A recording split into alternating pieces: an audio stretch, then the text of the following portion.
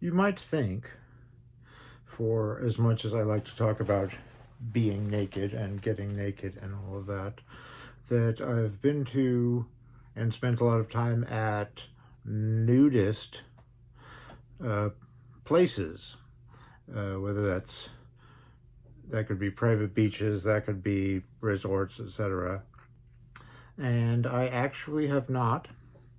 Um, I would, but I have not. But what I have been to and enjoy going to are clothing optional spaces. Like uh, Portland has two clothing optional beaches nearby, one of which I've been to, one of which I have not been to yet. Um, I used to go to Common Ground Wellness Center a lot.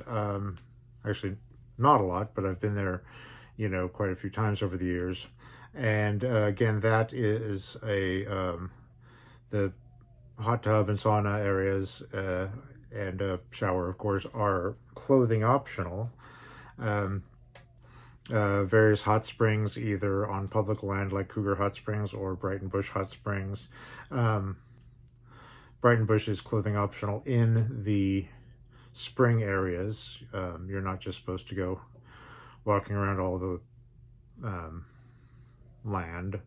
Um, and while I might go to nudist spots someday, what I really like the clothing optional space just because it's welcoming to people whether they want to be naked or not.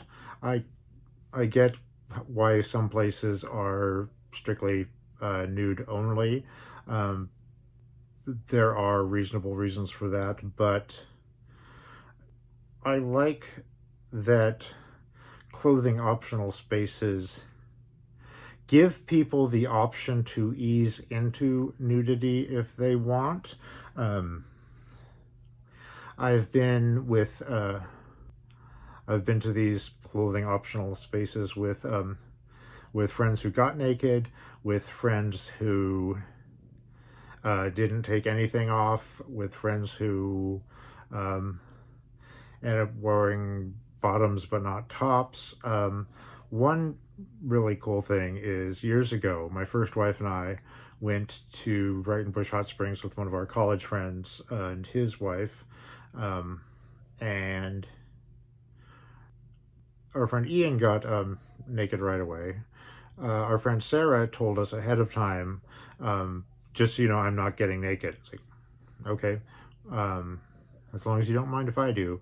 And then finally, just before the end of the day, just before we um, all got dressed to go home and whatnot, Sarah got naked just at the end of the day. And I was not aware of how her bottoms came off, but she started walking out of the the meadow pool that she'd been sitting in. Starts walking out with no bottoms, and it seems like there's been kind of some kind of mistake. Then she takes her top off, and so for the last few minutes, if that, of our trip to the clothing optional place, uh, by that time she was comfortable enough to get naked, and I like that clothing optional spaces allow that kind of learning curve, I guess you could call it. Sometimes it takes people time to warm up to it, and sometimes they don't warm up to it.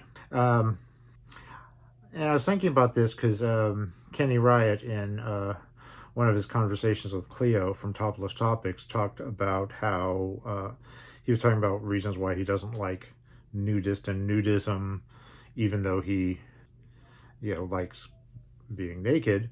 And he said that clothing is a spectrum, that, there isn't just fully naked and fully clothed. There are any number of, sort of gradations between there as far as what you reveal. And of course, this, varies per individuals, varies per cultures and whatnot. But, it's not just an all or nothing thing. And for a lot of nudists, one gets the feeling that it is an all or nothing thing. You're nudist or you're a textile, the word for people who don't go nude. And I just like that, as I said before, the clothing optional space,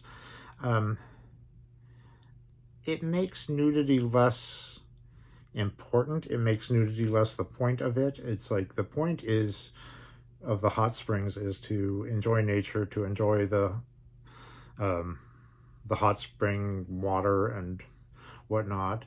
And I think I get the most out of soaking in the hot spring if I'm naked, and just the whole experience. Someone else might not be ready for that, might not be comfortable enough, and might actually not get as much out of the experience if they were worried about getting naked and whatnot. I recommend getting naked and realizing that there is actually nothing to worry about. That's just me. And that is my thoughts on this Thursday about clothing optional versus nudist places.